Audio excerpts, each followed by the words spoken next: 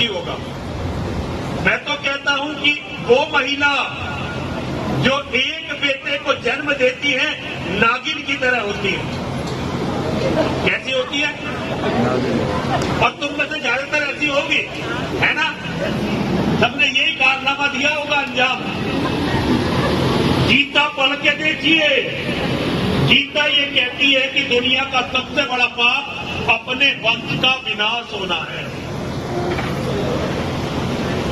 अगर बाबूजी हमारे वंश का विनाश हो गया तो हमारे जितने भी पूर्वज हैं वो सब स्वर्ग से धकेल दिए जाएंगे, क्योंकि ये माना जाता है कि किसी के भी वंश का विनाश तब होता है जब उसके सारे पुण्य समाप्त हो जाते हैं। और आप एक बेटा, फिर उसके एक बेटा, कोई ना लड़े, कोई ना मरे, तो अभी 5 या 6 पीढ़ी में वंश खत्म हो ही जाना है। कोई एक्सीडेंट, कोई बीमारी, दुनिया में बहुत सारे झगड़े बगड़े।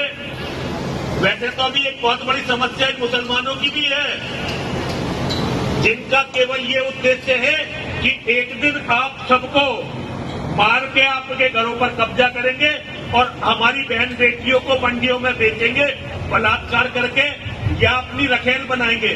मेरी बेटियों क्षमा करना, ये बात गलत है पर मुझे कहनी पड़ेगी। ये मैं झूठ नहीं बोल रहा हूं आपसे, मैं झूठ बोलने के लिए बाबा बना, झूठ बोलता ही नहीं, मैं सच बोलने के लिए बाबा बना हूं। तो मेरी बेटियों, जो गलती तुमने कर दी अब अपने बच्चों से कहना, एक तो अपने बच्चों की शादी जल्दी करना। अब आप कहोगे हम तो भगवान का नाम लेने के लिए बैठे थे, ये पता नहीं कौन पाखंडी बैठा दिया, कैसी कैसी बात कर रहा। राजनीति की नहीं, धर्म समझा रहा हूं।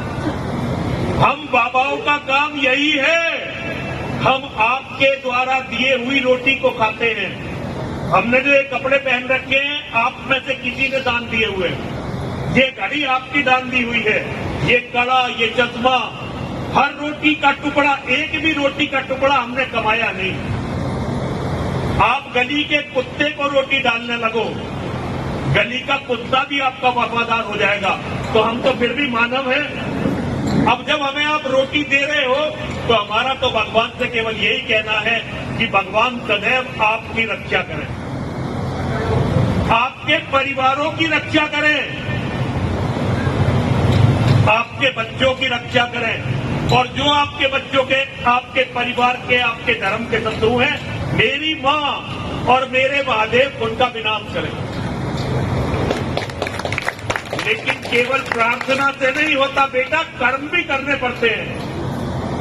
कर्म प्रधान विश्व रचि राखा, जो जस करी तो तत्फल चाखा, सकल पदार्थ है जगमाही, कर्महीन नर पावत नहीं।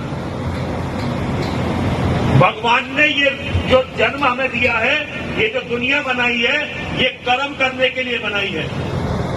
और दुनिया में हर चीज है, अपने कर्मों से हम हर चीज को प्राप्त कर लेते हैं। लेकिन अगर हम कर्महीन हो गए तो हमें फिर कुछ नहीं मिलता।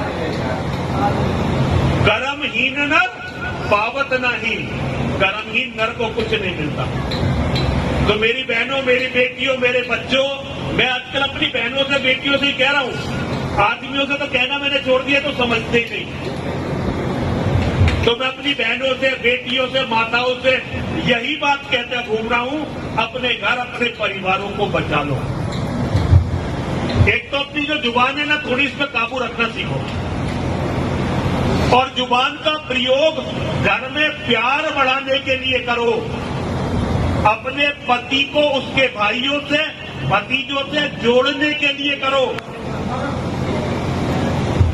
ऐसा धरती पर कोई बेटा नहीं होता, कितना ही लायक बेटा हो, 1-2 बार जीवन में जरूर कहता है कि तुमने हमारे लिए क्या क्या। और यही बात अगर देवर के लड़के, जेठ के लड़के कोई कह दें तो उनसे लड़ाई। अपने लड़कों की भी तो सब झेलते हो। ये सोचो कि वे भी तुम्हारे बच्चे हैं।